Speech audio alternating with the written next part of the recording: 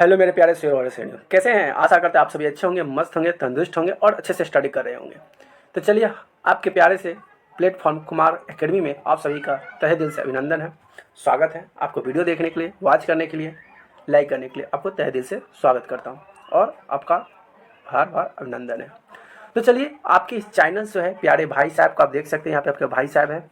इस भाई साहब को थोड़ा सा मदद कर दीजिए, सपोर्ट कर दीजिए, क्योंकि आपका एक सपोर्ट जो होता है ना, आगे सामने वाले व्यक्ति को और अच्छे काम करने के लिए मोटिवेट करता है। और कोई व्यक्ति अगर काम करता है तो उसको थोड़ा सा उत्साह की ज़रूरत होती है, उसे थोड़ा सा मोटिवेट की ज़रूरत होती है। अगर उसको अच्छा मोटिवेट, अच्छा गाइड मिल जाता है तो वो व्यक्ति और मेहनत से करता है। लेकिन कोई व्यक्ति को बहुत ज़्यादा मेहनत कर रहा है, उसको सपोर्ट नहीं मिलता है तो हार जाता है। लेकिन हम भी हार मानने वाले में से नहीं हैं। जब तक ले तोड़ेंगे नहीं तब तक ले छोड़ेंगे नहीं। आप लोग की कृपा होगी, आप लोग का प्यार मिला तो फिर आकाश चूमेंगे। अभी चलिए, तो अभी फ़िलहाल हम बात करते हैं इस वीडियो में चैप्टर जो है हिंदी का एनसीईआरटी, और ये चैप्टर का नाम है नगर। और ये चैप्टर कौन सा है?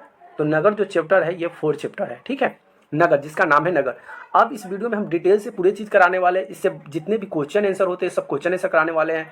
मानिए कि एक तरह का वन शॉट वीडियो आ जाएगा जिसमें आप तरह का हर चीज़ आपको इसमें देखने को मिल जाएगा। ऑलरेडी मैंने नगर से रिलेटेड जितने भी ऑब्जेक्टिव क्वेश्चन तो मैंने ऑलरेडी करा चुका हूँ। तो चलिए यहाँ से वीडियो को स्टार्ट करते हैं और यहाँ से आप बारीकी से आपको क्वेश्चन को समझते चलना है और इसको पढ़ते चलना है।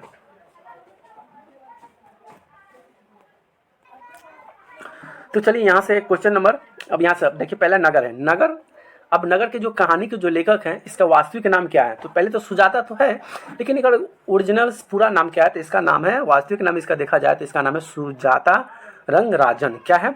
सुजाता रंगराजन। लेखक का नाम सुजाता है और इसका वास्तविक सुजाता रंगराजन हो गया। इनका जन्म की बात करें तो इनका जन्म तमिलनाडु के चेन्नई में हुआ था। कब हुआ था? तो 3 मई 1935 ईस्वी को हुआ था। अब देखिए, जब ये चीज़ पढ़िएगा ना आपका, तो इतना मस्त आपको मजा आएगा ना कि सबसे पहले आपको इसको ध्यान से पढ़िए, जो हम समझा रहे हैं। अब ध्यान से उस बात को सुनिए, फॉलो कीजिए। अब फिर इसी से रिलेटेड आपको देखिएगा 5, अब ये चीज़ बताएंगे ना ऊपर में, इतना चीज़ बताने पर इस पर आपका 5 क्वेश्चन बन गया। कैसे बना आपको हम बताते हैं। तो इनका जन्म कहाँ हुआ था? तमिलनाडु के चेन्नई में हुआ था। कब हुआ था? 3 मई 1935 ईस्वी को हुआ था। इनकी मृत्यु कब हुई थी? तो 27 फरवरी 2008 ईस्वी को हुआ था। यह तमिल साहित्य के एक प्रमुख लेखक थे। अब देखिए, यहाँ से आपको हम बता दिए। अब आपसे पूछा जाएगा पहला क्वेश्चन कि नगर कहानी के लेखक कौन है? सुजाता। ठीक। अब पूछा जाएगा कि सुजाता का वास्तविक नाम क्या है? सुजाता रंगराजन। क्वेश्चन 2 हो गया। तीसरा, अब पूछा जाएगा कि नगर जो है कहानी के लेखक, उसका जन्म कहाँ हुआ था? ऐसा पूछा जाएगा, जन्म कहाँ हुआ था? तो तमिलनाडु के चेन्नई में हुआ था। तो क्वेश्चन नंबर 3। इनका जन्म कब हुआ था? 3 मई 1935 को। चौथा क्वेश्चन हो गया। इनकी मृत्यु कब हुई थी? तो इनकी मृत्यु 27 फरवरी 2008। तो क्वेश्चन नंबर यहाँ पे कितना बढ़ गया? 5। समझ में आया? और ये भी पूछा जाएगा कि नगर जो कहानी है ये किस भाषा के लेखक है? तो ये तमिल साहित्य के लेखक थे। देखिए, क्वेश्चन नंबर 6 बन गया। तो कितना इंपॉर्टेंट है, ये चीज़ पढ़ लीजिए बढ़िया से और सभी आपका आसानी से सॉल्व हो जाएगा। ठीक। अब यहाँ से वेरी शॉर्ट जो है, थोड़ा सा इसको समझते चलते हैं। थोड़ा सा फ़ॉन्ट साइज छोटा हो गया है, थोड़ा सा देख लीजिएगा। प्रस्तुत पाटनगर कहानी में लड़की से संबंधित है जो कि एक मदुरई आई थी। उसकी माँ वल्ली माँ आज उसके अस्पताल में बहिरंगी रोगी विभाग के बाहर बरामदे में बैठी प्रतीक्षा कर रही है। मतलब उसको हॉस्पिटल में दिखाने जाती है, डॉक्टर नहीं होने के बाहर में बरामदा में बैठकर और क्या करती है? इंतजार करती रहती है। उसकी पुत्री को बुखार था। उसकी जाँच के बाद गाँव के प्राथमिक चिकित्सा केंद्र के डॉक्टर उस अस्पताल में भर्ती करने की सलाह दिए थे, लेकिन वल्लभा अनपढ़ थी। अब उसको गांव के जो कोई डॉक्टर जो होते हैं ना, जिसको सब झाड़ू छाप करते हैं, लेकिन झोला छाप नहीं बोलना चाहिए, क्योंकि ज़रूरत पड़ने पर वही डॉक्टर सब क्या करता है? जान बचाता है, मदद करता है। तो वो बताते हैं कि जाइए आप हॉस्पिटल में इसको भर्ती करवाइए। तो वही हॉस्पिटल में भर्ती करवाने के लिए क्या करते हैं कि हॉस्पिटल में जाते हैं, लेकिन वो पढ़ी लिखी नहीं रहती है, उसे कुछ पता नहीं रहता, इसलिए बरामदा में जाकर वो बैठी हुई रहती है। उसे पेशेंट का अर्थ भी नहीं पता, उसको ये भी नहीं पता कि पेशेंट मतलब क्या होता है। फिर भी उसे अलग अलग दफ्तर में चिट्ठियाँ लेकर जाने को कहा जाता। डॉक्टर उसकी बेटी की अंग्रेजी से भरी चिट्ठी दे दी थी, जिससे वह समझ नहीं पाई और उसकी बेटी एडमिट नहीं किया गया। अब कोई उसे पूछता ही नहीं था, कोई बताता ही नहीं था कि आपको बेटी का, कोई पूछता ही नहीं था। सिर्फ वो क्या करता था, चिट्ठी लिख देता था कि हाँ आप उस रूम में जाइए। फिर वो वहाँ से वहाँ, इसको सिर्फ अंग्रेजी में लिखा था और ये इसे पढ़ी लिखी नहीं थी, इसको कुछ समझ में नहीं आता था, जिसके वजह से उस हॉस्पिटल में भर्ती नहीं होता है और इधर उधर घूमती रहती है।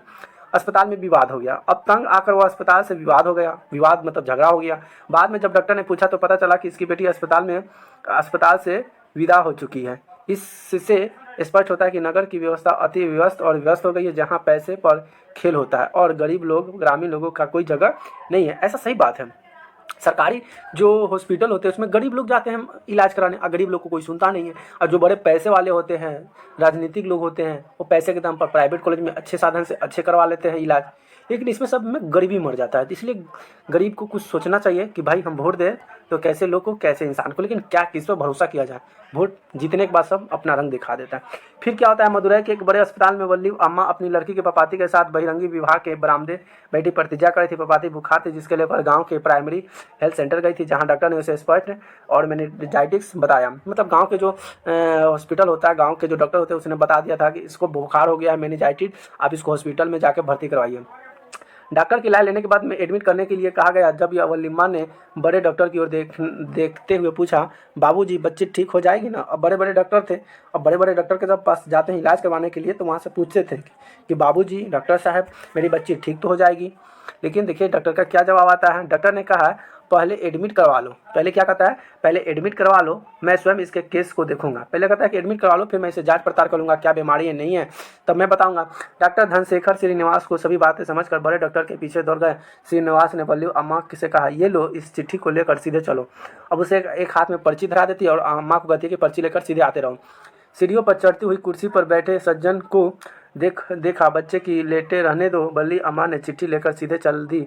कुर्सी खाली थी। थोड़ी देर बाद संजय ने अपने भांजे को भी भर्ती कराकर लौटे हुए सबको इलाज लाइन में खड़े होने के लिए कहा।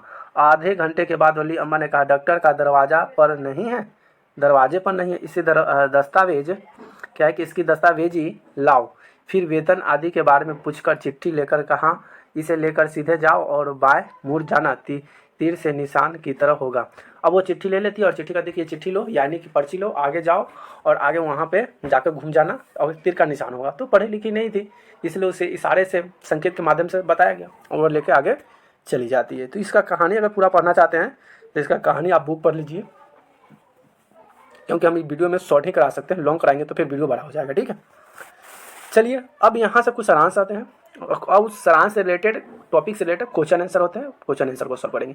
क्वेश्चन आंसर को सॉल्व करने से पहले अगर इसको आप ध्यान से इसको पढ़ लीजिएगा क्या लिखा हुआ है। ठीक है, हमें पढ़ने की जरूरत तो है, आप पढ़ लीजिएगा तो अच्छा रहेगा। चलिए आगे अब हम क्वेश्चन नंबर बात करते हैं कि वल्ली अम्मा का चरित्र चित्रण करें।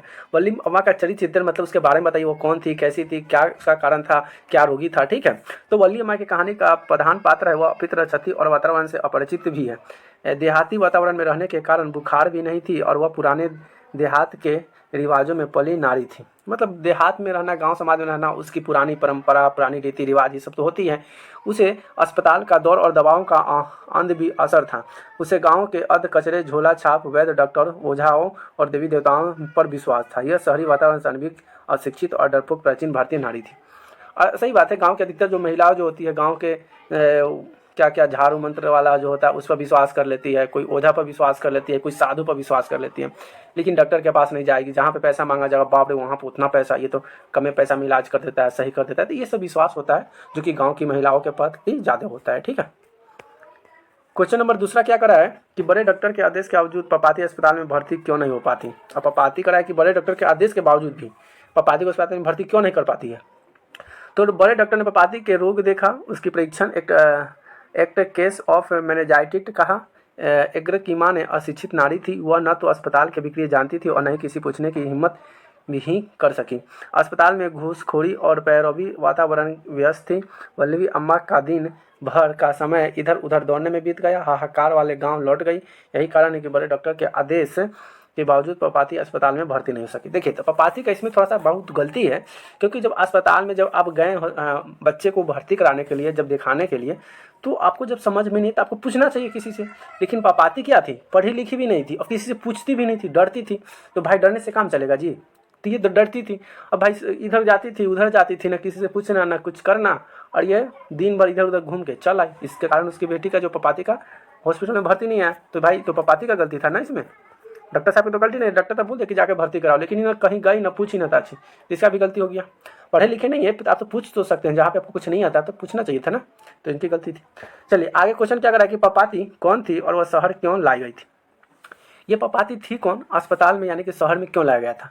तब पपाती वल्लभी अम्मा की पुत्री थी। वह गांव के प्राइमरी हेल्थ सेंटर के डॉक्टर के कथन अनुसार मुदैर शहर के बड़े अस्पताल में चिकित्सा के लिए लाई गई थी, यानी कि बड़े अस्पताल में हॉस्पिटल में इलाज कराने के लिए लाई गई थी। ठीक है, क्वेश्चन नंबर चौथा क्या कर रहा है कि मदुरै का इतिहास क्या है। मदुरै का इतिहास बताइए, मदुरै का इतिहास क्या था। मदुरै पंडित लोगों की दूसरी राजधानी थी। मदुरै जो था पांडिय लोगों का जो था राजधानी, वो दूसरी राजधानी था। कौन सा? मदुरै। प्राचीन मानचित्र में उसने मथुरा लिखा गया है, अंग्रेज ने उसे मदुरा कहकर पुकारा। मथुरा लिखा गया था लेकिन अंग्रेज ने उसे क्या कर पुकारा? मदुरा कहकर पुकारा। यूनानी लोगों ने उसे मदुरा कहते थे। यही आज तमिलनाडु के मदुरै नगर पड़ गया। बताइए एक नाम को किस किस नाम से पुकारा गया, बताइए। अब अंग्रेज ने उसे क्या बोला? मदुरा कहकर पुकारा। यूनानी लोग वहाँ पे आए थे, यूनानी लोग क्या कहकर पुकारे? मदुरा कहकर पुकारे। और बाद में भारतीय सब मिलजुल कर इसका नाम दे दिया मदुरै, मदुरै नाम दे दिया। अगला है कि बड़े डॉक्टर ने अस्पताल के बाबू को क्यों डांटा। बड़े डॉक्टर ने अस्पताल के बाबू को क्यों डांटा, मतलब डॉक्टर साहब जो थे, बड़े डॉक्टर जो थे, अस्पताल के जो बाबू होता है ना, देख रेख करने वाले, उसको क्यों डांट पड़ती है। तो बड़े डॉक्टर ने कहा कि कल 7:30 बजे बुलाया गया है। वह क्रोधित हो उठा क्योंकि वह पपाती के परीक्षण के रोगों को गंभीरता जान चुका था। उसने सोचा कि बिना चिकित्सा के वह सुबह तक मर जाएगी, अतः यह अधिनियत डाटा और वह रोगी को खोजने के लिए कहा। अब बताइए क्या सोच रहा है। उसने सोचा कि बिना चिकित्सा को वह सुबह तक मर जाएगी। अरे भाई, जब आपको डॉक्टर साहब बोल दिए कि इलाज करना है तो आपको इलाज करना चाहिए था ना। अब अपने मन से सोच लीजिए कि इलाज नहीं करेंगे तो इलाज क्या करे, वो तो मरने ही वाली है तो क्या इलाज करें। तो ऐसा सोच विचार देखिए कितनी मानसिकता है। और उसे डॉक्टर साहब बहुत उसे डांटते हैं और कहते हैं कि आप जाके रोगी को खोजो कि रोगी कहाँ गई, किधर गई, उसको यहाँ पे भर्ती तुम लोग नहीं किया ना, उसको करवाया, बेचारी पढ़ी लिखी नहीं थी और गई तो गई कहाँ। अब उसे खोजने के लिए भेजता है, इसीलिए उसको डांट भी पड़ती है। ऐसा डॉक्टर होना भी चाहिए। क्वेश्चन नंबर 6 देखिए क्या करा कि बड़े डॉक्टर ने अपने अधीनस्थ डॉक्टरों की पपाती को अस्पताल में भर्ती कर लेने के लिए क्यों कहा, विचार करें। अब देखिए क्या बोला, करे बड़े डॉक्टर ने अपने अधीनस्थ डॉक्टर के पपाती को, मतलब बड़े डॉक्टर जो है उसके अधीन जो डॉक्टर जो होते हैं उन्हें पपाती को अस्पताल में भर्ती कर लेने के लिए क्यों कहते हैं। बताइए क्यों कहते हैं कि इसको भर्ती करो। तो मदुरै अस्पताल के बड़े डॉक्टर ने पपाती की अच्छी तरह से परीक्षण करने के बाद, अच्छी तरह से जांच पड़ताल करने के बाद एक्यूट केस ऑफ मैग्नेटाइटिस रोग निर्णय लिया। मतलब देखा कि ये रोग है मेनिंजाइटिस, बुखार का रोग है जो खतरनाक था, अगर इसका इलाज नहीं होती तो मर जाती। अतः उसने अपने अधीनस्थ डॉक्टर धनशेखरन की तुरंत एडमिट करने को कहा कि जल्दी से जल्दी इसको क्या करो, एडमिट करो, इसको इलाज शुरू करो, न तो ये बीमारी फैल जाएगा, खतरा हो जाएगा, मरने की संभावना हो जाएगी। तो इसीलिए डॉक्टर जो होता है भर्ती करने के लिए कहा था। को समझ में आ गया। क्वेश्चन नंबर 7 देख लीजिए। क्वेश्चन नंबर 7 और लास्ट क्वेश्चन है, क्या कहा कि नगर शीर्ष कहानी के शीर्षक के सार्थकता पर विचार करें। नगर कहानी जो है, ये कहानी का शीर्ष कथन क्या था, इस पर आप विचार कीजिए, बताइए।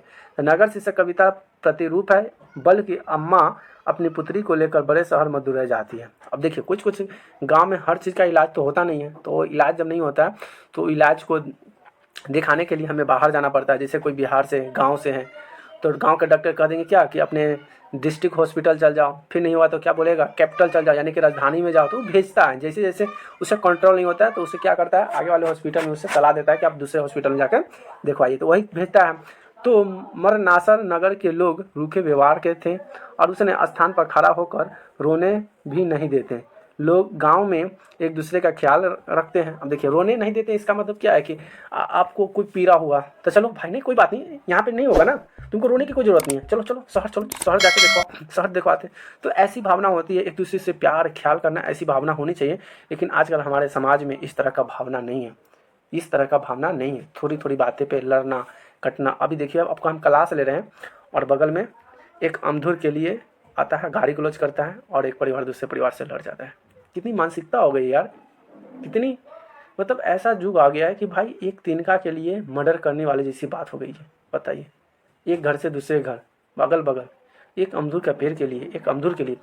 देखिए आप जब तक ले अपनी आंखों से किसी को कुछ करते हुए नहीं देखिएगा ना, तब तक ले उसके बारे में गलत करना आपका अच्छी बात नहीं है। तो इस पर सोचनी चाहिए, विचार करनी चाहिए।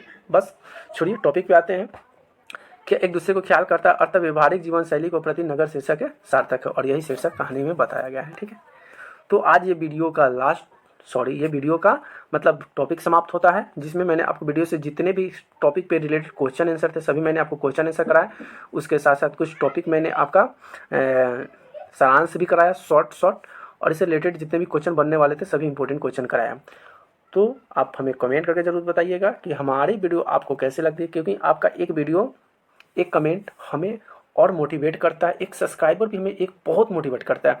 अगर आज मुझे एक सब्सक्राइबर होता है ना, तो कल हिम्मत आ जाता है कि यार आज तो मैं क्लास बढ़िया से कराऊंगा, और कराता भी हूँ, या और दूसरा टॉपिक कराने का भी मन करता है। तो क्या करूँ, आप लोग की प्यार चाहिए। लेकिन चलिए, प्यार देर ही सही, लेकिन मिलेगा एक दिन ज़रूर, हमें पूरा विश्वास है। तो चलिए, वीडियो देखने के लिए बहुत बहुत धन्यवाद। Thank you so much, love you.